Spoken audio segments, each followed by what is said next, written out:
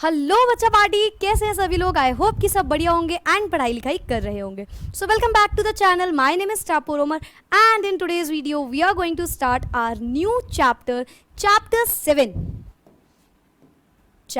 7 जिसका नाम है स्टडी ऑफ कंपाउंड्स।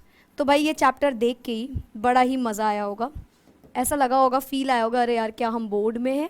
आज पहली बार ऐसा लगा है ना, यही हुआ होगा सबके साथ, क्योंकि इस चैप्टर में बड़ी ही प्यारी सी खासियत है और वो ये खासियत है कि इस इकलौते चैप्टर में 4 चैप्टर हैं।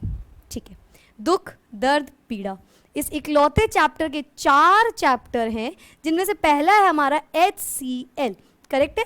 आज हम लोग इसके बारे में थोड़ा बहुत डिस्कस करेंगे। ठीक है, so now let's get started with the A part of this chapter, HCl, hydrogen chloride.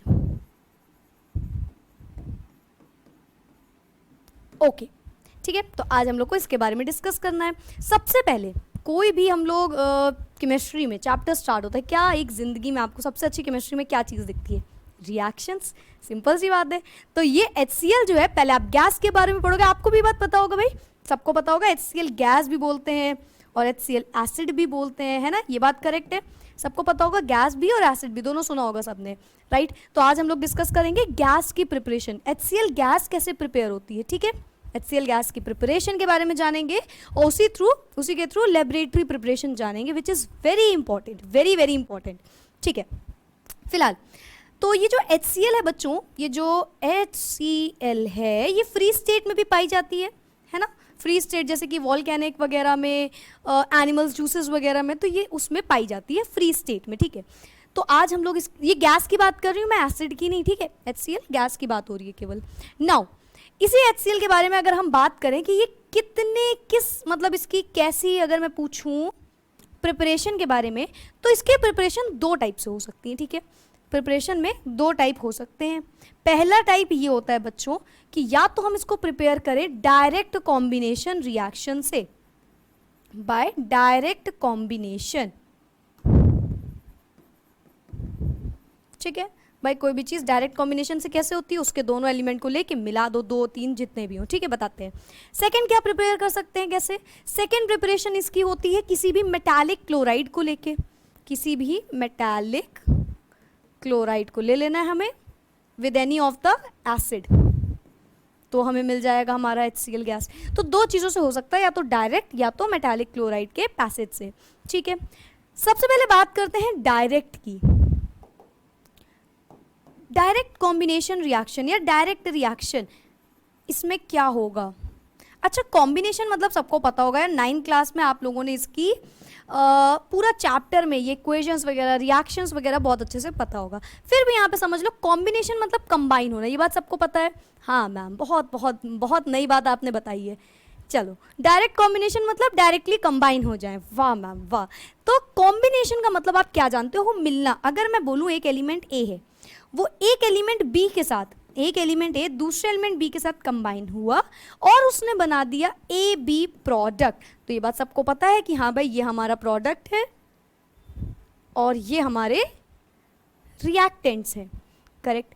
तो अगर कोई भी रिएक्टेंट्स मिलके एक प्रोडक्ट बनाते हैं, उस रिएक्शन को बोलते हैं डायरेक्ट कॉम्बिनेशन रिएक्शन। ठीक है, यहाँ पे भी सेम प्रोसेस होगा, बस ये A और B बदल जाएंगे। भाई A और B थोड़ी बनाना है हमको, है ना, तो हम इसको बदलेंगे। कैसे बदलेंगे देखो। ओके, फॉर एग्जाम्पल A की जगह हमने लिया H2 गैस प्लस B की जगह हमने लिया Cl2 गैस, क्या बनाएगा ये भाई? ये बनाएगा 2HCl। रिमेंबर, ये भी गैस है और ये भी सारे गैस है। ठीक है, अब मेरी बात को ध्यान से सुनो। इस रिएक्शन को देखने के बाद क्या ये रिएक्शन सही है? ऑब्वियसली सही है भाई, 2 चीज़ें मिली एक साथ, एक प्रोडक्ट बना दिया। Hydrogen and chlorine separately are known as the reactants over here, whereas जो 2HCl, ये जो HCl बन के आया है, ये क्या है? एक प्रोडक्ट की तरह रिएक्ट कर रहा होगा। ठीक है, कुछ बहुत नया नहीं समझा। लेकिन जब हम HCl गैस को प्रिपेयर करते हैं तो इस रिएक्शन से नहीं करते हैं, मैं कह रही हूँ इस रिएक्शन से हम HCl गैस की प्रिपरेशन नहीं कर सकते। इसका रीज़न क्या है? मतलब हम लोग जब रिएक्शंस पढ़ते थे एकदम आराम से मज़े में पढ़ते ना, H2+Cl2, ये रिएक्शन तो कभी सोचते ही नहीं थे, पढ़ने की भी ज़रूरत नहीं पड़ती थी, लगता था कि यार ये तो चुटकियों में हो जाएगी ना। लेकिन इस रिएक्शन का यहाँ पे कोई यूज़ नहीं है। Although we wanted to make HCl gas but still we are not using this easy method. अब बच्चों समझो, जो चीज़ दिखने में जितनी ईजी लगती है केमिस्ट्री में, वो करने में उतनी टफ होती है, ठीक है। यहाँ पे हम जब रिएक्शंस पढ़ेंगे हमें लगेगा कि ये बहुत इजी रिएक्शन है, लेकिन इस रिएक्शन को करने के बहुत सारे बोल लो कि डिफ़िकल्टी हो सकती है, इसको करने में बहुत सारे नेगेटिव पॉइंट्स हो सकते हैं, ठीक है। तो उनसे बचने के लिए हम दूसरा मेथड अपनाते हैं, लेकिन कुछ उन गलतियों की बात भी कर लेते हैं। भाई क्या गलती, ये भी तो हमें पता चलना चाहिए ना। देखो बच्चों, सबसे पहली गलती ये होती है कि ये रिएक्शन किस में होती है? अच्छा, डिफ्यूज्ड सनलाइट की प्रेजेंट में, ठीक है। डिफ्यूज सनलाइट की प्रेजेंस में ये रिएक्शन हो रही होती है। अब यहाँ पे ये जो रिएक्शन है ये बहुत ज़्यादा एक्सप्लोजिव होती है, ठीक है, बहुत ज़्यादा एक्सप्लोजिव होती है in direct sunlight. Direct sunlight में अगर हम ये रिएक्शन करते हैं तो ये बहुत ज़्यादा एक्सप्लोजिव होती है, मासिव एक्सप्लोजन होता है इसको करने से, तो ये मेथड हम यूज़ नहीं कर सकते। सेकेंड चीज़, अब हम भाई दिन में नहीं कर सकते तो क्या करेंगे, शाम रात ऐसे? ये भी नहीं पॉसिबल है, क्योंकि ये इनविजिबल हो जाएगी एट नाइट, तो नाइट टाइम में भी इसको नहीं कर सकते। ये जो H2 है ये मॉइस्ट है, तो मॉइस्चर होता है इसमें प्रेजेंट, वो कैटलिस्ट की तरह वर्क करने लगता है यहाँ पे। तो ये सारी दिक्कतें हम लोग को आ रही थी while doing this process, while doing the preparation of HCl gas. ये प्रोसेस नहीं हो पा रहा था। क्लियर है? रीज़न समझ गए ना? इन दो रीजंस की वजह से। भाई ना हम दिन में बना पा रहे हैं, ना हम शाम को बना पा रहे हैं, ना दिन में ना रात में, तो फिर कब बनाई जाएगी गैस? ऐसा तो हो नहीं सकता कि भाई कोई अलग से दिन में भी बना दिया जाए। इसी वजह से इस रिएक्शन को हम लोग नहीं फॉलो कर पाते हैं in the while the preparation of HCl gas. Although जब रिएक्शंस हम लोग लिखते हैं उसमें हम बोले HCl गैस बना के दिखाओ, तो सबसे इजी सबको यही लगेगा, राइट? लेकिन इससे नहीं पॉसिबल है। रीजन समझ गए? आई होप सो। जल्दी से स्क्रीनशॉट लेना हो ले लो, कॉपी करना हो कर लो, फटाफट से। कर लिया? ओके, आगे बढ़ते हैं जल्दी से। तो अब कौन सी रिएक्शन हम करें? हम करते हैं जो मैं नहीं, या हम लोग भी नहीं, जो रिएक्शन पॉसिबल होती है, जो रिएक्शन करी जाती है HCl बनाने के लिए, वो होती है हमारी लेबोरेटरी मेथड से, ठीक है। अब लेबोरेटरी मेथड मतलब, अब आप सोच रहे होगे लेबोरेटरी मतलब तो लैब्स में हो रही होगी, तो बिल्कुल सही बात है, यही होता है लेबोरेटरी मेथड। मतलब जो हम लैब्स वगैरह में प्रिपेयर कर रहे हैं by using any other kind of chemicals. Okay, चलो यहाँ पे क्या होता है? अच्छा, अभी मैंने आपको बताया था ना, दो टाइप की रिएक्शंस हो सकती हैं, डायरेक्ट कॉम्बिनेशन या मेटालिक क्लोराइड। डायरेक्ट कॉम्बिनेशन समझ गए, मेटालिक क्लोराइड में आते हैं। चलो, नाउ कम्स मेटालिक क्लोराइड। अब देखो इसमें क्या होगा। मेटालिक क्लोराइड कौन सा हो सकता है? चलो NaCl लेते हैं, ठीक है। मैम क्या हवा में NaCl ले लिया होगा उन लोगों ने? नहीं। यहाँ पे जितनी भी चीज़ें यूज़ होंगी, जितनी भी चीज़ें फॉर्म होंगी, हर एक चीज़ का अपना एक इम्पॉर्टेंस होगा। वो आपको मैं टाइम के साथ बताती जाऊँगी जैसे जैसे उसका काम आना शुरू होगा, ठीक है। तो हमारी रिएक्शन कौन सी होगी? Metallic chloride. हमने जो मेटालिक क्लोराइड लिया वो लिया NaCl, sodium chloride. Metallic chloride सब जानते हैं भाई, मेटल के साथ क्लोरीन लगा है, क्लोराइड लगा हुआ है, तो वो बन गया मेटालिक क्लोराइड। इसका रिएक्शन कराते हैं किसी भी एक एसिड के साथ। एसिड ले लिया H2SO4, करेक्ट है। HCl एसिड तो ले नहीं सकते, देखो सिंपल सी बात है, ये मत सोचना HCl लेंगे, HCl तो हो ही नहीं सकता, हमें HCl बनाना है, पहली चीज़। दूसरी चीज़ HNO3 भी एक एसिड है, और भी मैम बहुत सारे एसिड है, उसका भी रीज़न बताते हैं। बच्चों ये जो NaCl है, NaCl, चलो अच्छा रीज़न मुझे लगता है बाद में बताया जाए, ठीक है। दिस विल गिव अस, पहला क्या देगा भाई? HCl देगा, ये तो हमें चाहिए, प्लस एक चीज़ और साथ में निकलेगी। अब जो साथ में चीज़ निकलेगी वो क्या होगी? देखो मेरे पास दो चीज़ें, आप बताना क्या आपको लग रहा है, करेक्ट है। NaHSO4 एंड Na2SO4, किसको क्या लग रहा है? सोचो ज़रा, ध्यान सोचो भाई। कोई कहेगा NaHSO4, कोई कहेगा Na2SO4। बना के देखेंगे कंपाउंड तो दोनों ही सही है, मतलब ऐसा भी नहीं किसी में कोई गलत कंपाउंड लिखा हो, कंपाउंड बन सकते हैं दोनों, पर बनेगा कौन सा दोनों में से? जो आंसर है वो है दोनों ही कंपाउंड बनेंगे, लेकिन कुछ एक उसका वो रहेगा, एक एक्सेप्शन, मतलब एक इन दोनों का ही बनने के चांसेस हैं, लेकिन एक चीज़ की वजह से दोनों में से कोई एक बनेगा। क्या बोल रही हूँ समझ में आएगा? देखो यहाँ पे मैंने लिख दिया फॉर एग्जांपल NaHSO4, तो आप बोलोगे मैम अभी तो आपने कहा दोनों बनेंगे, तो हाँ बिल्कुल सही बात है। इसी रिएक्शन को अगर हम फिर से करें NaCl प्लस H2SO4, तो ये हमको ये भी देगा भाई Na2SO4 प्लस HCl। तो ये दोनों रिएक्शंस पॉसिबल हैं। दोनों में कंडीशन क्या अप्लाई हो रही है? पहले वाले में जो कंडीशन है वो है temperature less than 200 degree Celsius. Clear है? पहले वाले का टेम्परेचर लेस देन 200 डिग्री है, दूसरे वाले का temperature greater than 200 degree Celsius है। भाई देखो, अब आपको देख के भी समझ में आएगी इक्वेशन। जब हमने टेम्परेचर को बढ़ाया तो पूरे हाइड्रोजन आयंस शिफ्ट हो गए। जब हमने टेम्परेचर को बढ़ाया, टेम्परेचर ऐसे लिखा है वो, temperature greater than 200 degree Celsius, ठीक है। तो जब हमने टेम्परेचर 200 से बढ़ा दिया तो हमें सारे हाइड्रोजन आयन शिफ्ट होते हुए दिख गए, ठीक है। H यहाँ आ गया देखो पूरा, अब एक भी H बीच में नहीं बचा है। इक्वेशन को बैलेंस करना होगा, भी बैलेंस भी कर लेंगे। फिलहाल NaCl H2SO4 gives out Na2SO4 HCl। दोनों ही इक्वेशन करेक्ट है, कोई रॉन्ग है नहीं। दोनों में कंडीशन क्या अप्लाई हो रही है? एक लेस देन 200 डिग्री सेल्सियस और एक greater than 200 degree Celsius. Clear है ये बात? बताओ, लेस देन वाले में क्या होगा? कुछ H रह जाएंगे यहीं पे, कुछ H सॉल्ट के साथ रह जाएंगे। क्लियर है ये बात? नाउ ऑल्सो ये जो HCl हमने लिया है बच्चों, ये कॉन्सेंट्रेटेड फॉर्म में है, ठीक है। कॉन्सेंट्रेटेड HCl फॉर्म, ये तो रॉक टाइप का होता है, ठीक, सॉलिड रॉक होता है। NaCl सबको पता होगा, तो उसको लिखने की जरूरत नहीं है। Now comes the reactants. अब क्या मुझे बहुत ज़्यादा बताने की ज़रूरत है या कुछ बहुत ज़्यादा इसमें एक्सप्लेन करने की ज़रूरत है? I don't think so. यहाँ पे क्या है भाई, जो रिएक्टेंट्स बने हैं उन्हें लेके लिख दो। फॉर एग्जाम्पल कौन कौन से रिएक्टेंट्स हैं? हम लोग कौन सी रिएक्शन मानते हैं ये पता है आपको? ये वाली। हम लोग जो इक्वेशन, मतलब जो रिएक्शन को ज़्यादा प्रिफर करते हैं वो ये रिएक्शन है, ठीक है। हमारी प्रेफरेंस पहली रिएक्शन, यानी कि temperature less than 200 degree Celsius. I get to you know everything, each and everything I am saying. अभी मैं सिर्फ बोल रही हूँ, एक एक चीज़ का मीनिंग मैं बोल रही हूँ, आपको बताऊंगी अभी। Patience patience. चलो, तो यहाँ पे क्या रिएक्टेंट्स बनेंगे हमारे पास? पहला रिएक्टेंट है NaCl यानी कि सोडियम क्लोराइड। दूसरा कौन सा है? दूसरा है आपका sulphuric acid.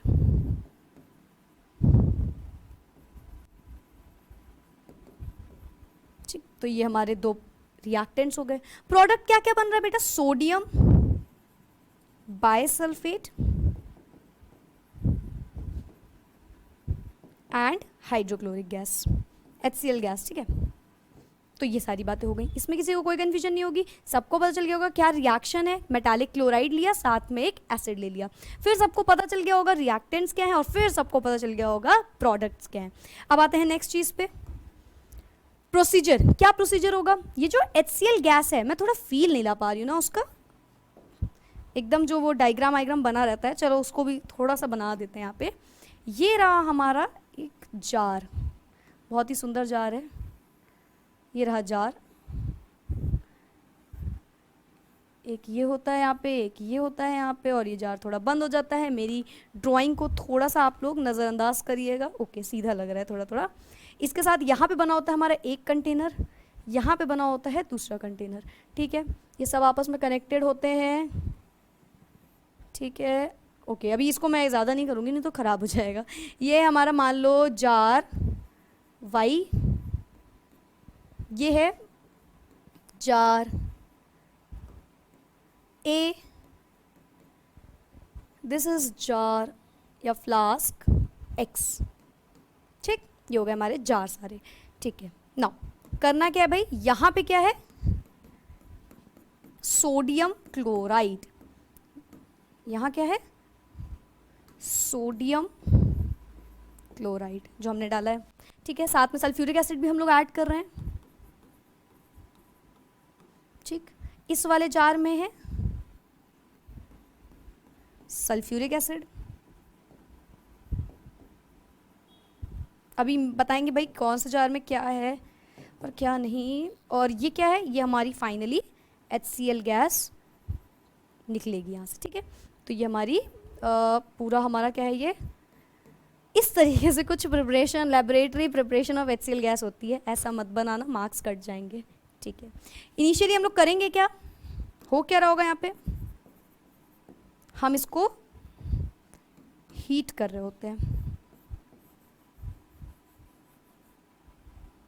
It looks like a flower, I guess, and I don't know how to make heat. कुछ ऐसा ही बनता है, hope so. Let me make it correctly, I think something like this. ठीक है, हम लोग हीट कर रहे हैं NaCl, साथ में H2SO4 है और यहाँ पे H2SO4. यहाँ पे H2SO4 का क्या काम है बताते हैं. यहाँ पे तो NaCl H2SO4 जो रिएक्टेंट्स हैं वो लिखे हैं, बीच में H2SO4 का क्या काम है that I will tell you now. आगे बढ़ते हैं. प्रोसीजर क्या होगा, ये जो NaCl है साथ में H2SO4 है, जेंटली हीट करेंगे, इसको स्लोली हीट करेंगे. ठीक है, तो both the reactants are gently or you can say slowly heated on jar. कौन सा जार में हीट हो रहा है भाई, वो X जार में. ठीक, हम लोग स्लोली उसको हीट करें. टेम्परेचर बहुत ज़्यादा नहीं है, किस टेम्परेचर पे, 200 डिग्री के टेम्परेचर पे, सेल्सियस पे. क्या प्रिकॉशंस रखनी है हमें, बहुत सारी प्रिकॉशंस होती हैं भाई. प्रिकॉशंस तो सारे केमिकल्स में भरी ही पड़ी हैं. तो क्या प्रिकॉशंस रखनी है, सबसे पहले बहुत ज़्यादा हीट नहीं करना है, बहुत ज़्यादा टेम्परेचर नहीं होना चाहिए. ठीक है, नो हाई टेम्परेचर. ठीक है, सेकंड, ये तो पहली चीज़ हो गई भाई. दूसरी चीज़ क्या हो सकती है बच्चों, ये जो मैंने डायग्राम बनाया है इसमें ये जो एक स्लिट टाइप की पड़ी हुई है, इसमें क्या होता है, इसको एकदम पूरी तरीके से इसमें ये डूबी होनी चाहिए. ठीक है, पूरी तरीके से. इससे क्या मतलब, क्या नुकसान होगा अगर नहीं होगी तो, अगर ये मान लो ऊपर हुई बच्चों, तो जो हमारी HCl गैस है वो स्केप हो जाएगी, वो पूरी बाहर चली जाएगी उसमें मिल के. ठीक है, तो इसीलिए दूसरी कंडीशन ये है कि जो ड्रॉपर टाइप का टैप टाइप का है जो हमारा, इसको हम बोलेंगे कि ये पूरी तरीके से मिक्स होना चाहिए इन द NaCl और H2SO4 सॉल्यूशन और in the you can say reactants. ठीक है, दूसरी कंडीशन हो गई. नाउ ये दूसरी कंडीशन समझ गए हो क्या आप. कलेक्शन इसका कैसे होता है, ये जो HCl गैस है इसको कलेक्ट कैसे करते हैं, इसका मतलब ये है. कलेक्ट कैसे करने का मतलब बच्चों, दो टाइप के कलेक्शन होंगे, या तो डाउनवर्ड डिस्प्लेसमेंट या तो अपवर्ड डिस्प्लेसमेंट ऑफ एयर. इन्हीं दोनों में से कोई एक यहाँ होगा और दूसरा वाला अमोनिया दूसरे चैप्टर में होगा. ठीक है, इसका कलेक्शन होता है बेटा by upward displacement of air. By upward displacement of air. Upward displacement of air का मतलब है, अच्छा पहले ये समझो क्यों होता होगा अपवर्ड डिस्प्लेसमेंट ऑफ एयर, यार क्यों होता होगा, बिकॉज रीजन क्या है इसका, it is 1 point, it is मतलब HCl gas, HCl gas is 1.28 times heavier than air. अब समझो इसका मतलब, ये 1.28 टाइम्स भारी होती है एयर से. 1.28 टाइम्स भारी होती है तो एयर ऊपर जाएगी या नीचे आएगी, सोचो. 1.28 टाइम्स या जितना भी टाइम्स ये भारी, कोई चीज़ भारी होती है तो वो रुकती है और जो चीज़ हल्की होती है वो चली जाती है. ये सिंपल बात है. अब हम बोल रहे हैं 1.28 टाइम्स हैवियर दैन एयर, तो कौन ऊपर जाएगा, एयर ऊपर जाएगी. तो कैसा डिस्प्लेसमेंट होगा, अपवर्ड डिस्प्लेसमेंट होगा. किसका अपवर्ड डिस्प्लेसमेंट होगा, एयर का. So HCl gas is collected by upward displacement of air, reason being it is 1.28 times heavier than air. ये 1.28 टाइम्स हैवियर दैन एयर होता है, इसीलिए हम इसको अपवर्ड डिस्प्लेसमेंट ऑफ एयर को ऊपर भेज रहे हैं, आराम से HCl नीचे ऑब्टेन हो जाएगी. क्या इतनी बात सबको क्लियर है. One more thing, question is why HCl gas is not collected over water. Question is why, अच्छा ये बात मेरी याद रखना, that I am saying the question is that this is that is, ये सारी चीज़ें बोर्ड में आपको मतलब सबसे ज़्यादा इसमें एक ये एक्सपेरिमेंट लेबोरेटरी वाला फाउंटेन एक्सपेरिमेंट में आपको पढ़ाऊंगी, वो 2-3 चीज़ें इसमें इतनी इंपॉर्टेंट होती हैं कि बोर्ड में क्वेश्चन कंफर्म होता है. When I will tell you, जब मैं आपको वो व्हाट इज इट कॉल्ड, हाँ बोर्ड बेस्ड क्वेश्चंस करवाऊंगी, then you will get to know कि ये सारी चीज़ें जो मैंने आपको बोली इंपॉर्टेंट वो हर बार की ईयर्स में आई हैं, पूछी गई हैं. तो इसीलिए उसके साथ प्रिपेयर किया करो कि आपको भी बहुत ज़्यादा लगे ना कि हमने पढ़ा ये था आया वो है. ठीक है, नाउ HCl इज, ये वाला रीजन आप समझ गए. The next question is why HCl is not collected over water. Reason is this HCl gas is highly soluble in water, highly soluble in water, hence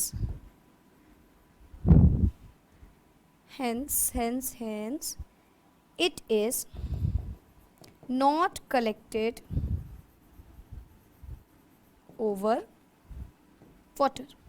is this thing clear? The HCl gas is highly soluble, बहुत बहुत बहुत ज़्यादा, मतलब अगर एक बूंद पानी है तो जितनी भी HCl गैस एक जार में पूरी पूरी उसमें एब्जॉर्ब हो जाएगी, सॉल्यूबल होती है बहुत ज़्यादा, ठीक है। तो इसीलिए it is not collected over water. Last thing is identification. कैसे पता चलेगा हमें जो हमने गैस निकाली है वो HCl गैस है? इसके लिए एक एक्सपेरिमेंट होता है। एक्सपेरिमेंट क्या मतलब? इसके लिए एक प्रोसेस होता है जिसमें क्या करते हैं हम, एक ग्लास रॉड लेते हैं जिसको हम अमोनिया में डालते हैं पहले। A glass rod dipped in ammonia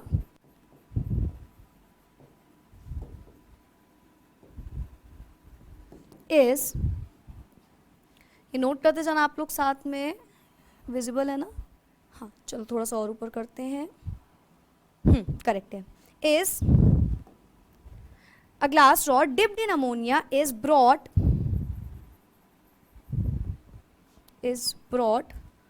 near the mouth of a flask,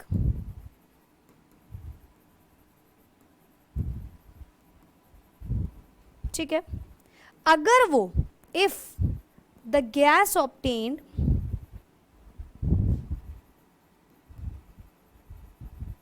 is HCl, अगर वो हाइड्रोक्लोराइड गैस होगी तो then dense white fumes, इसको ना मैं दूसरे कलर से लिख देती हूँ, this is very important, then the dense white fumes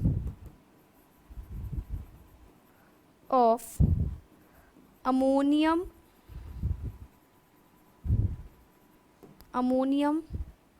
chloride will be seen, ठीक है। क्या इतनी बात सबको क्लियर है?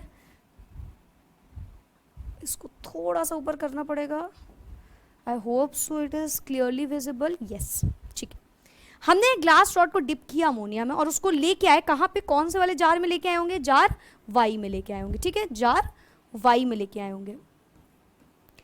यहाँ पे हमने उस ग्लास के रॉड को डिप किया था अमोनिया में, लेके आए उसको जार के पास।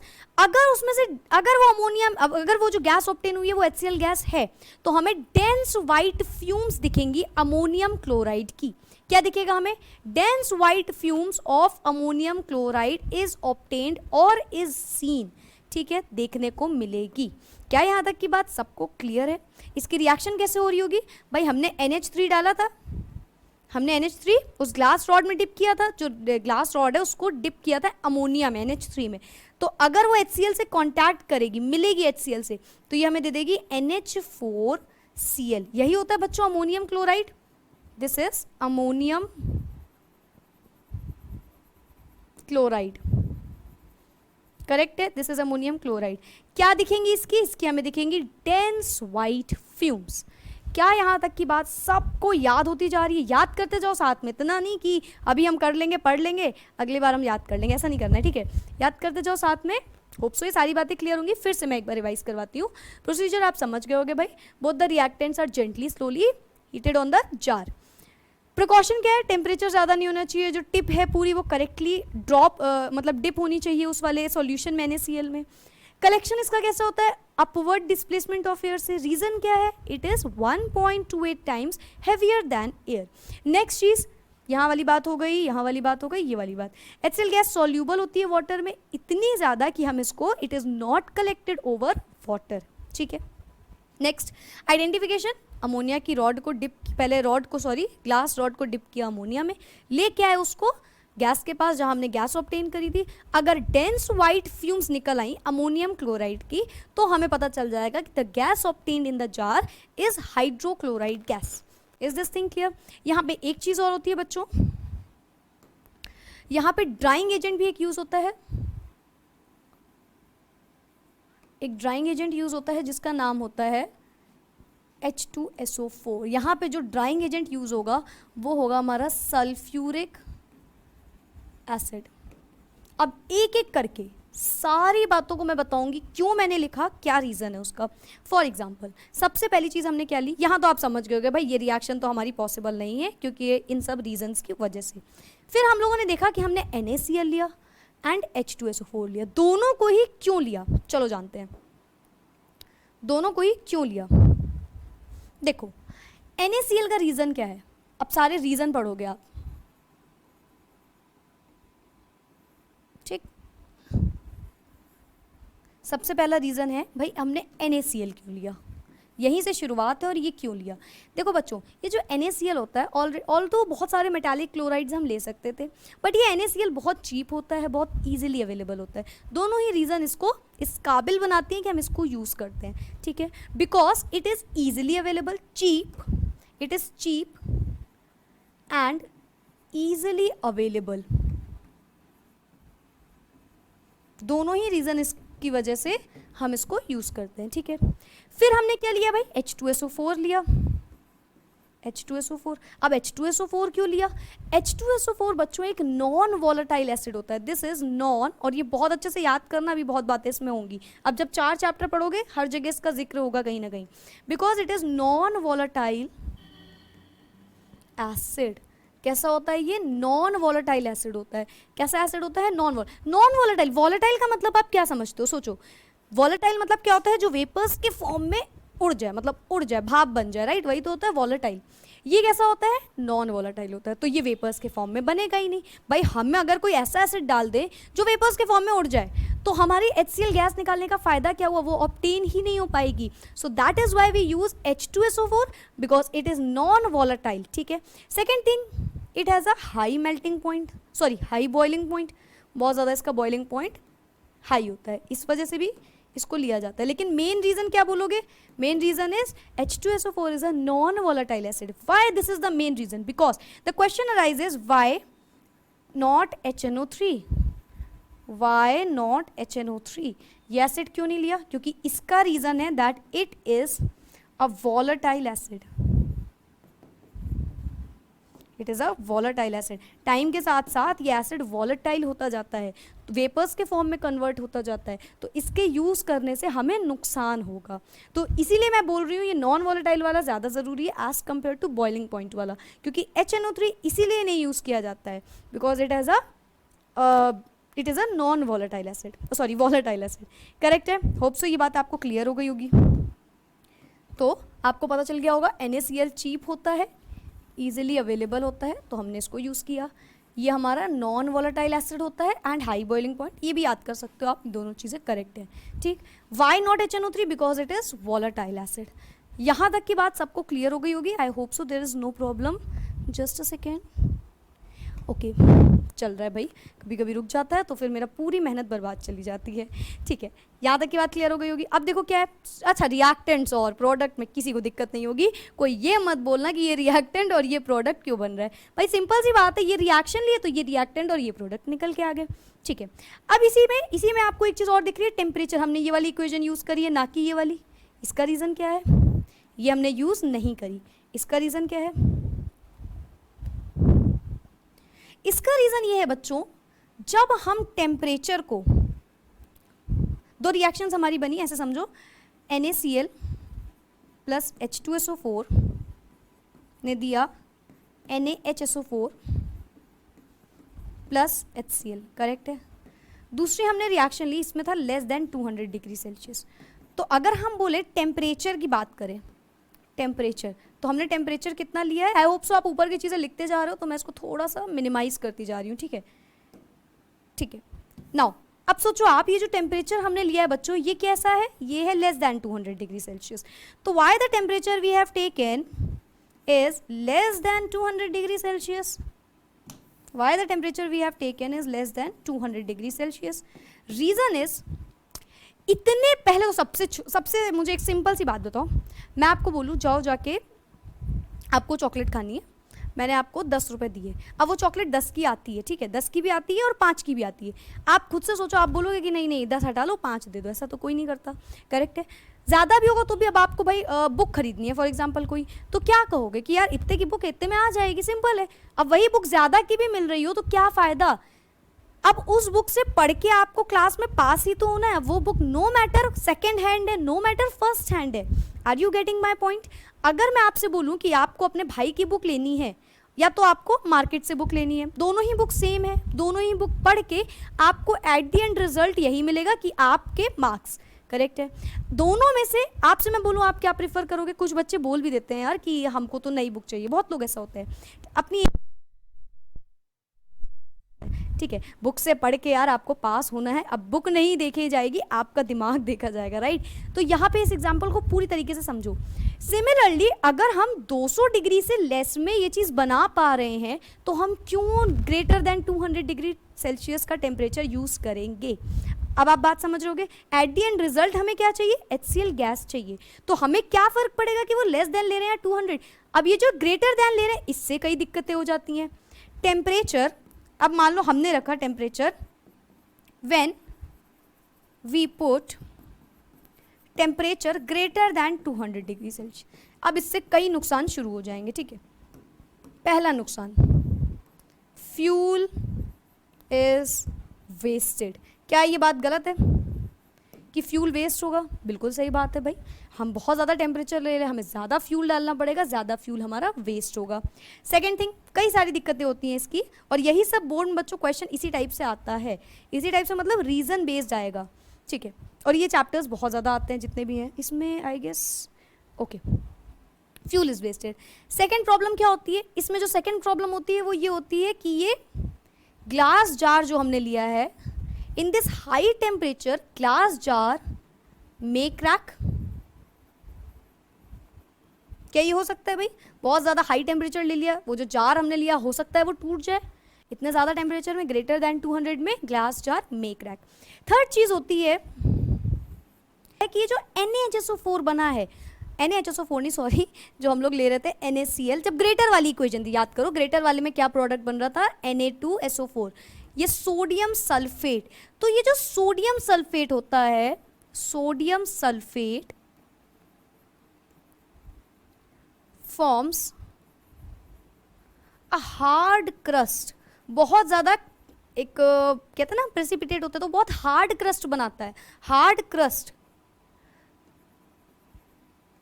विच sticks to the glass apparatus।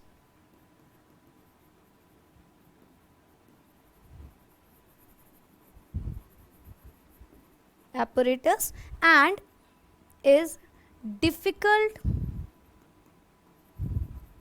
to remove, ठीक है, ये सब दिख रहा है यहाँ पे, ठीक है। चलो, तो क्या होता है तीसरा रीजन, सोडियम सल्फेट जो है यार बहुत ज़्यादा हार्ड क्रस्ट बनाता है। अब उसने एकदम हार्ड क्रस्ट तो आप समझ रहे हो ना, सॉलिड फॉर्म्स में कोई चीज़ बना देना, उसको बना के वो चिपक जाएगा उस ग्लास के साथ, उस एपरेटस के साथ। उसकी वजह से क्या होगा, हमारा ग्लास एपरेटस खराब हो जाएगा पूरी तरीके से, जिससे हम, और उसको हटाना इतना मुश्किल होगा कि हम उस ग्लास एपरेटस का यूज़ भी नहीं कर पाएंगे। तो जब ज़्यादा टेम्परेचर कर रहे हैं तो हमें सिर्फ नुकसान है, एक भी प्रॉफिट नहीं है। ऐसा भी नहीं है कि जो HCl गैस ऑब्टेन हो रही है वो ज़्यादा वॉल्यूम में हो रही है या ज़्यादा कुछ, ऐसा भी कुछ नहीं है। तो ये सारी दिक्कतों की वजह से we prefer the reaction that is happening in the temperature less than 200 degree Celsius. I hope so सारी बातें क्लियर होती जा रही होंगी एक एक पॉइंट वाइज, करेक्ट है। चलो फिर से चलो सारी बातें यहाँ वाली समझते हैं। NaCl हमने कौन सी वाली इक्वेशन ली? Less than 200 degree Celsius. Why temperature less than 200 degree Celsius? Because when we put the temperature greater than 200 degree Celsius there are 3 problems. First one says that the fuel is wasted, second one says that the glass apparatus may tend to crack, टूट सकता है भाई। Third says कि जो sodium sulphate बना यहाँ पे sorry Na2SO4 जो बना हमारा, वो क्या हो सकता है, हार्ड क्रस्ट फॉर्म करता है, जिसकी वजह से वो स्टिक हो जाएगा ग्लास एपरेटस में, और वो ग्लास एपरेटस से निकालना बहुत मुश्किल हो जाएगा। यहाँ तक की बात सबको समझ में आ गई होगी, होप सो यस। नाउ और कमियाँ निकालते हैं जल्दी से। क्या यहाँ वाली बातें सबको क्लियर है? अभी कुछ भी नहीं बचा इस पेज में। चलो जल्दी से नेक्स्ट पेज में आते हैं। Procedure, both the reactants are gently and slowly heated. इसमें तो यार कोई दिक्कत ही नहीं होगी, इसमें हम लोग कुछ नहीं कर सकते। प्रिकॉशन में भी हम लोग कुछ नहीं कर सकते। कलेक्शन पे आते हैं। कलेक्शन तो अगर हम आएंगे कलेक्शन पे तो ये कैसे होती है, इसका रीज़न खैर मैंने आपको बता दिया था, फिर भी मैं दोबारा बता देती हूँ। कलेक्ट करते हैं by the upward displacement of air. Reason अब आपको सबको याद होगा, तेज से बोलो रीज़न, नहीं मत बोलना, लोग कहेंगे अरे पागल हो क्या है। अपवर्ड डिस्प्लेसमेंट ऑफ एयर यानी कि because it is 1.28 times heavier than air. चलो, ये सारी बातें सबको क्लियर हो गई होंगी। मेरी राइटिंग इतनी सुंदर लग रही है ना, मतलब नज़र मत लगा देना यार तुम लोग बिकॉज होता है ना, एक पेज अच्छा लिखते हैं, दूसरा पेज बहुत अच्छा, फिर तीसरा पेज से जो राइटिंग, बस वही वाली हालत है। नाउ एक चीज़ और, अभी हमने बताया था आपको why it is not collected over water, because it is highly soluble in water. बहुत ज़्यादा तुरंत घुल जाता है। अगर इसका एक मैं अप्रॉक्स बात बताऊं तो 1 वॉल्यूम वाटर में 452 not 25, 452 volume of HCl dissolve होने की टेंडेंसी रखती है, कैपेबिलिटी रखती है। मतलब कि अगर हमने केवल और केवल एक वॉल्यूम लिया पानी का, एक वॉल्यूम पानी का, तो उसमें 452 वॉल्यूम ऑफ HCl डिसॉल्व होने की कैपेबिलिटी रखती है। ठीक है, तो इसीलिए it is not collected over water. चलो और कमियां निकालते हैं जल्दी से एकदम, आज हम लोग सारी कमियां निकाल लेंगे। कलेक्शन समझ गए हो आप, आइडेंटिफिकेशन तो खैर बताने की जरूरत नहीं, आइडेंटिफिकेशन तो एक प्रोसेस हुआ ना, ये करने से ये पता चल रहा है। ये क्यों कर रहे हैं इसका कोई रीज़न ही नहीं हुआ, no question at all. Drying agent YH2SO4, YH2SO4 बच्चों, ये जो इसको बोलते हैं प्यूरिफिकेशन प्रोसेस, इस प्रोसेस को बोलते हैं प्यूरिफिकेशन। जब हम ये HCl गैस कलेक्ट करते हैं तो उसको प्यूरिफाई भी करते हैं। ध्यान दो, मैंने जब ये डायग्राम बनाया था यहाँ पे बीच में मैंने आपको बोला था कि ये बताएंगे आपको अभी, where is my beautiful diagram. Okay, ये जो जा रहे बच्चों यहाँ पे हो रहा होता है प्यूरिफिकेशन। किसका प्यूरिफिकेशन? ये जो HCl बन रही है, ठीक है, यहाँ पे हमें HCl गैस मिल रही है, यहाँ पे आ रहे हैं, यहाँ पे होता है प्यूरिफिकेशन। क्यों प्यूरिफिकेशन होता होगा और प्यूरिफिकेशन होता क्या है? प्यूरिफिकेशन मतलब प्यूरिफाई करना, साफ करना। क्लियर है ये बात? अब आप सोचोगे HCl गैस साफ क्यों करनी है यार?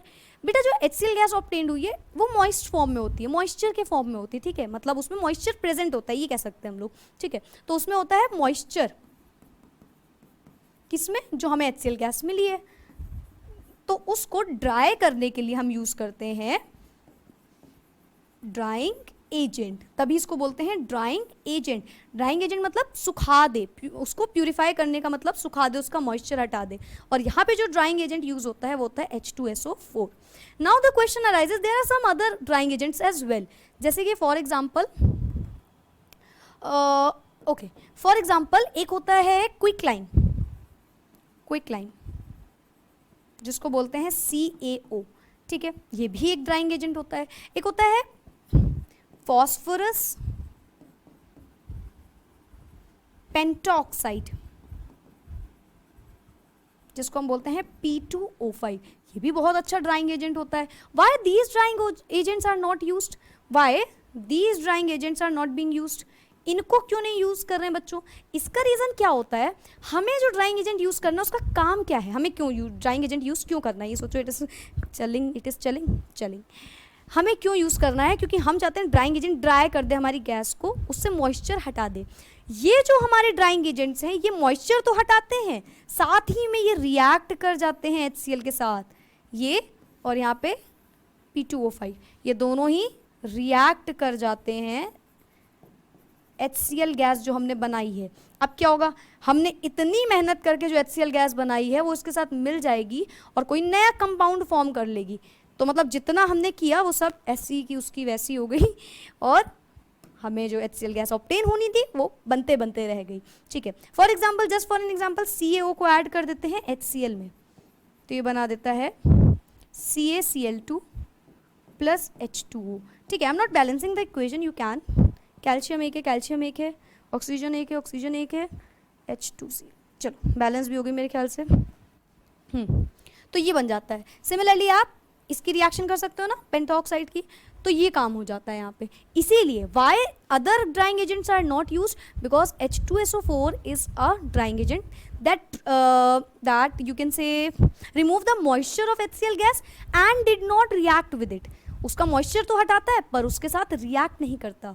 Where as the other drying agents such as quicklime and phosphorus pentoxide are not been used because they will also do the same thing. They will also remove the moisture of the gas, but instead of not reacting them, they actually starts reacting with the HCl gas obtained to us, and while they are doing the reaction they will make a product which is not of our use at all. उससे हमें जो चाहिए था वो भी चला गया. ठीक है, तो ये रीज़न था. इसका भी आप स्क्रीनशॉट ले सकते हो. और यहाँ पे हमारी प्रिपरेशन होती है दी एंड. प्रिपरेशन चैप्टर नहीं. ठीक है, हैप्पी एंडिंग हो गई इसकी. आई होप सो आपको बहुत अच्छे से समझ में आई होगी सारी चीज़ें. Very important for your board point of view. और इसी टाइप के क्वेश्चंस आएंगे. ठीक है, और रिएक्शन को बैलेंस ज़रूर कर लेना. मैंने बैलेंस करके नहीं लिखी थी यहाँ पे. आई होप सो. तो NaCl NaCl बन रहा है. ठीक है, 2 H हैं यहाँ पे, 2 H है, SO4 SO4, ये तो बैलेंस है. यहाँ पे देखो Na2SO4, तो यहाँ पे 2 Na चाहिए हमें. क्लोरीन एक है, क्लोरीन एक है, H2 है, H2 है, तो यहाँ पे 2 लगा दो. क्लोरीन 2 हो गया, क्लोरीन. चलो ये भी बैलेंस हो गई. ठीक है, तो ये आपकी बैलेंस इक्वेशन ऐसे लिखी जाएगी. ऊपर वाली आई गेस तो बैलेंस है. So that's it for today. I hope सारी बातें समझ में आ गई होंगी. किसी को कोई डाउट, कोई क्वेरी हो related to any of the line, तो they are most welcome and they can comment below. They can ask their query there only. Thank you so much. Bye bye. Take care. Keep studying. Next video mein we are going to discuss again one of the very important topic, fountain experiment. Very important for your board point of view.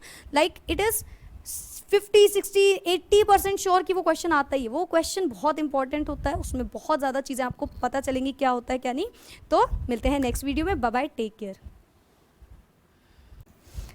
Hello बच्चा party, कैसे हैं सभी लोग. I hope कि सब बढ़िया होंगे and पढ़ाई लिखाई कर रहे होंगे. So welcome back to the channel. My name is Tapur Umar and in today's video we are going to discuss the simple experiment which shows that HCl gas is heavier than air. Okay, simple तो ma'am आप बोल देती हैं, लेकिन हमें बस लगता नहीं है वो सिंपल. लेकिन ये ऑनेस्टली बहुत बहुत बहुत ही ज़्यादा सिंपल होने वाला है. छोटा सा वीडियो रहेगा, कुछ एक्सीड नहीं होगा इसमें ज़्यादा. So it is simple experiment to show that HCl gas is heavier than air. ठीक है, दिस इज आवर टॉपिक. आपको पता होगा, आपने प्रीवियस वीडियोस देखी होंगी तो उसमें देखा होगा कि कितनी हैवी होती है, 1.28 टाइम्स. ये हम लोगों ने बताया था मैंने आपको, जब हम लोगों ने वो पढ़ा था कि कलेक्ट कैसे किया जाता है अपवर्ड डिस्प्लेसमेंट ऑफ एयर से, तो कितनी हैवी होती है. तो ये मैंने वहाँ पे आपको बताई थी बात. नाउ एक बात मैं आपको और बता दूं बच्चों, this topic is not that much important from your board point of view. तो बस मैम बस यहीं पे रुक जाइए, हम बंद कर रहे हैं ये वीडियो. नहीं देखो बात क्या है ना कि इम्पॉर्टेंट बहुत ज़्यादा नहीं है. इट मीन्स कि हम सिर्फ प्रिडिक्ट कर सकते हैं कि यार इससे क्वेश्चंस कभी आते नहीं है, या that is why we can say कि एक्सपेरिमेंट इंपॉर्टेंट नहीं है. खैर बात तो आपको पता ही होनी चाहिए, और वो आपको पता चल गई होगी कलेक्शन से ही, जब आपने पहले कलेक्शन वाली बात पढ़ी होगी. तो क्या इसको पढ़ना नहीं है? क्योंकि ये बेटा बोर्ड है आपका, ICSE बोर्ड या जो भी, तो बोर्ड पॉइंट ऑफ व्यू से ही हमें पढ़ना है. हमें ये नहीं सोचना कि यार इंपॉर्टेंट है नहीं है. मैं वही बोल रही हूँ ना कि रीड, उस चीज़ को समझो ज़रूर. उस चीज़ को ऐसा नहीं है कि एकदम आसानी से एकदम इजीली लेके अरे आएगा ही नहीं तो हटाओ, ऐसा नहीं. क्योंकि ये इंक्लूडेड है सिलेबस में, है टॉपिक इंक्लूडेड है हमारे चैप्टर में, तो हम इसे पढ़ेंगे. That's it. और छोटा सा मुश्किल से 5 से 10 मिनट का वीडियो है इसका, और कुछ नहीं. तो सुन लेना, समझ लेना, ईजी रहेगा. मतलब पढ़ना ज़्यादा पढ़ना थोड़ी कभी गलत हो सकता है, राइट. तो देखो एक्सपेरिमेंट में करना क्या है बच्चों, 2 जार लेने हैं. एक में डाल देना है ड्राई HCl गैस, दूसरे में एम्प्टी जार है जिसमें हमने रखी हुई है एक बर्निंग कैंडल. क्लियर है? तो पहले मैं आपको एक्सपेरिमेंट समझा देती हूँ, फिर यहाँ पे लिख दूंगी क्या हो रहा है. जिसमें HCl गैस है उस जार को हम रखेंगे नीचे वाले एम्प्टी जार में जिसमें कैंडल रखी हुई है. अब अगर 2 कंडीशंस हो सकती हैं, या तो वो भाई हैवियर दैन एयर होता होगा या तो लाइटर दैन एयर होता होगा, है ना. हमें पता है अभी के टाइम पे कि यार हैवियर होता है, लेकिन एक्सपेरिमेंट के टाइम पे तो देखना है ना, ऑब्जर्वेशन देखनी है कि हो रहा है एक्चुअली में वो चीज़ या नहीं. तो हमने क्या किया, नीचे रख दी एक कैंडल, ऊपर एक जार लिया एम्प्टी जार, उसको रखा इस जार के ऊपर लिया ड्राई HCl गैस वाला जार, उसको रख दिया एम्प्टी जार में. अगर ये लाइटर दैन एयर होती, अगर ये HCl gas lighter then air होती तो क्या होता सोचो. If HCl gas will be might be lighter then air, अगर वो हल्की होती एयर से, तो मेरे ख्याल से तो कुछ ऐसा होता कि एयर उस पर भारी पड़ जाती, भाई अगर वो हल्का है तो एयर उस पर भारी है, यानी कि HCl गैस के होना ना होना कुछ मतलब फ़र्क ही नहीं पड़ता। ऑब्वियस सी बात है, समझ गए होगे ये बात। हमने इस जार को डाला, अगर ये हल्की होती तो आराम से कैंडल जल रही होती, कोई फ़र्क नहीं पड़ता, क्योंकि भाई एयर के पार्टिकल्स भारी हैं तो एयर को HCl को हटा देते, ठीक है। लेकिन अगर ये हैवियर दैन एयर होती तो हैवियर दैन एयर का मतलब ये एयर पे भारी पड़ जाती, एयर पे भारी पड़ जाने का मतलब ये उसको रोक देती, उसको हटा देती। लेकिन एयर को अगर ये सोचो हटाएगी तो एयर में ही क्या है, कैंडल है, तो वो कैंडल बुझ जाएगी। तो अगर ये कैंडल एक्सटिंग्विश्ड हो गई, बुझ गई, तो क्या होगा, हमें पता चल जाएगा कि HCl गैस जो है वो एयर से भारी है। क्लियर है, हैवियर दैन एयर है, ये बात हमको पता हो जाएगी।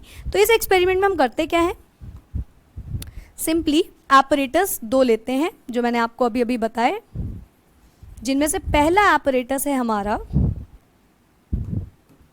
Number 1, a dry gas jar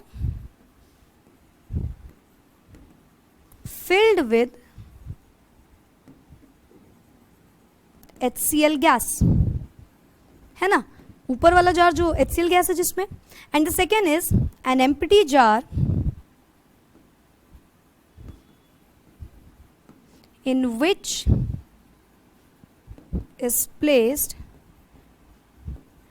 a burning candle।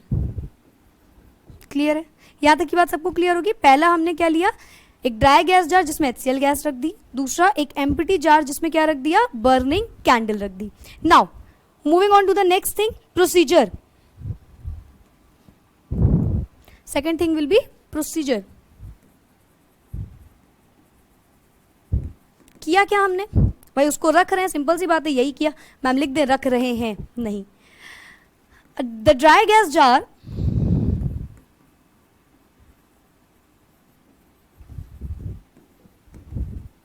filled with HCl gas is placed over the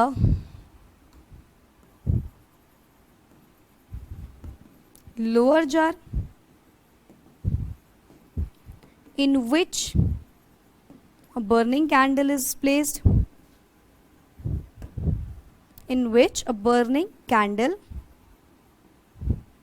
is placed। ये किया हमने, भाई ड्राई गैस जार लिया जिसमें क्या था, HCl गैस थी, उसको रख दिया किसके ऊपर, लोअर जार जिसमें है हमारी बर्निंग कैंडल। नेक्स्ट ऑब्जर्वेशन क्या हुई ये करने से, थर्ड पॉइंट में हमें ये सब करने से what will be the observation,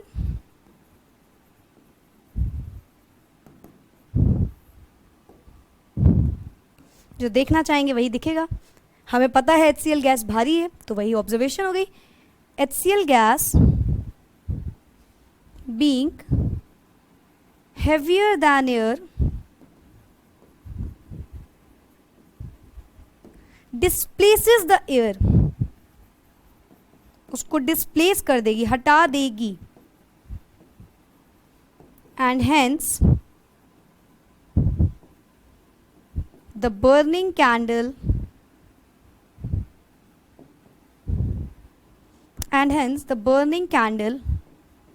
is extinguished। जैसे फायर एक्सटिंग्विशर होता है ना, एक्सटिंग्विश्ड, एक्सटिंग्विश मतलब बुझ जाना। तो ये हमारी ऑब्जर्वेशन है कि जो कैंडल हमने रखी हुई थी नीचे वाले जार में, लोअर जार में, वो क्या हो जाएगी, एक्सटिंग्विश्ड हो जाएगी, बुझ जाएगी। ठीक है, इन सब चीज़ों के करने से हमें क्या पता चलेगा, हाँ बस यही पता चलेगा कि क्यों। इससे इन्फ्रेंस बच्चों जो निकल के आएगी वो ये होगा, हम ये वो इन्फ्रेंस या रिजल्ट बोल लो, क्या रिजल्ट या क्या इन्फ्रेंस होगी कि HCl gas is heavier than air. Clear है ये बात। ऑल्सो अगर ये तो चलो चीज़ें पता चल गई, इफ ये तो इन्फ्रेंस हो गया, लेकिन अगर हम लोअर जार में ब्लू लिटमस सॉल्यूशन डाल देते तो क्या होता, वो किस में टर्न हो जाता, रेड में। ठीक, आगे आप फाउंटेन एक्सपेरिमेंट पढ़ोगे, उसमें ये भी प्रॉपर्टी डिमॉन्स्ट्रेट की गई थी। और आपको ये बात पता भी होगी HCl is acidic in nature, तो इसीलिए हम उसको बोलते हैं कि भाई जो एसिडिक होता है वो ब्लू को रेड में बदलता है, जो बेसिक होता है वो रेड को ब्लू में बदलता है। तो if blue litmus solution is placed in the lower jar, was placed in the lower jar, it will turn to red solution या red litmus solution। ठीक, कलर बदल जाता है उसका। जल्दी से लेते हैं रिकैप एक छोटे से वीडियो का। हमने इस एक्सपेरिमेंट में ये जाना, ये समझा कि कैसे हम पता करेंगे कि HCl गैस जो है वो हैवी है, भारी है एयर से। हमने 2 जार लिए, एक में डाला HCl गैस और दूसरे में एक कैंडल रख दी, बर्निंग कैंडल जलती हुई। उस ऊपर वाले जार को जब हमने नीचे वाले जार में रख दिया तो क्या हुई, कैंडल बुझ गई, जिससे ये मतलब निकला कि उसने एयर पार्टिकल्स को, एयर जो अंदर प्रेजेंट थी उसको डिस्प्लेस कर दिया, हटा दिया और खुद जाके उसकी जगह बैठ गई। यही चीज हमने करी। तो हमने 2 एपरेटस यूज करे। First one is a dry gas jar जिसमें HCl गैस है। Second one is a empty jar in which placed a burning candle, जलती हुई कैंडल को रख दिया। प्रोसीजर क्या किया, dry gas jar filled with the HCl gas is placed over the lower jar, उठा के उस जार को रख दिया नीचे वाले जार में जिसमें एक बर्निंग कैंडल थी। ऑब्जर्वेशन क्या हुई कि जो HCl गैस है वो भारी है एयर से, तो उसने क्या किया, डिस्प्लेस कर दिया एयर को, and hence the burning candle is extinguished, बुझ गई वो बर्निंग कैंडल हमारी। तो ऑब्जर्वेशन और प्रोसीजर क्लियर हो गया होगा। देन इन्फ्रेंस क्या निकल के आया कि HCl गैस जो है वो भारी है एयर से, HCl gas is heavier than air. अगर हम नीचे ब्लू लिटमस सॉल्यूशन डाल देते तो वो किस में चेंज हो जाता, किस में टर्न हो जाता, रेड लिटमस सॉल्यूशन में। Is this thing clear? I hope so सारी बातें आपको समझ में आ गई होंगी। छोटा सा एक्सपेरिमेंट था, लेकिन क्योंकि हमारे कोर्स में एडेड है तो हम इसको पढ़वा दिया आपको। हमने कुछ भी बोल रहे हैं हम ना। Okay, thank you so much, bye bye, take care, keep studying.